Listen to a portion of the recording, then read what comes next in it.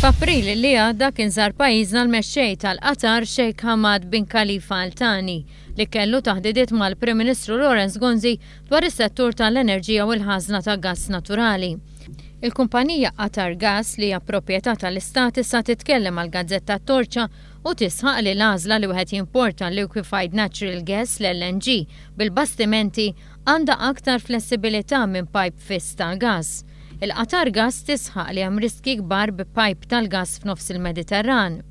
Tirrimarka li jekk pajjiżna se jkun l-aħħar post li fih jasal il-gass f'każ ta' pipe tal-gass, Malta tista' tispiċċa f'riskju li ma jkollix gass biżżejjed bħal meta jkun hemm xitwa qalila fl-Ewropa.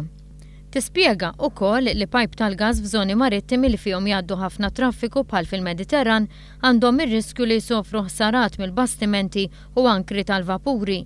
Minnaħa l-oħra l-kumpanija tal-Istat tal-Qatar tisħaq li l-Mediterran hija rotta ewlenija l-bastimenti tal-LNG. L-istess kellim ifakkar li hemm diversi fornituri tal-LNG fil-Mediterran bħal Alġerija, l-Eġittu u l-Libja, kif ukoll Qatar li għandhom bastimenti li jkunu għaddejjin mill-Mediterran. Kellim għal Qatar Gas jgħid li hija ħaġa komuni llum li l-impjanti tal-enerġija jinqalbu minn fuq iż-żejt tal fuq LNG u dan kemm minħabba benefiċċji kummerċjali u kif ukoll benefiċċji ambjentali. Il-Qatar Gas tispjega li l-gass u l-LNG għandhom inqas emissjonijiet meta tqabbilhom mal-faħam u maż-żejt u fl-istess waqt tajt li dawn it-tnejn huma ħafna aktar affordabbli meta tikkunsidra l-ispejjeż.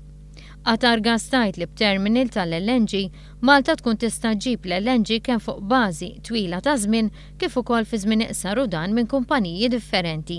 Tisħaq li jistgħu jsiru diversi tipi ta' purchase agreement fosthom fuq terminu medju ta' bejn 8 u 10 snin kif ukoll fuq bażi twila ta' żmien li jkun minn 15-il sena il fuq.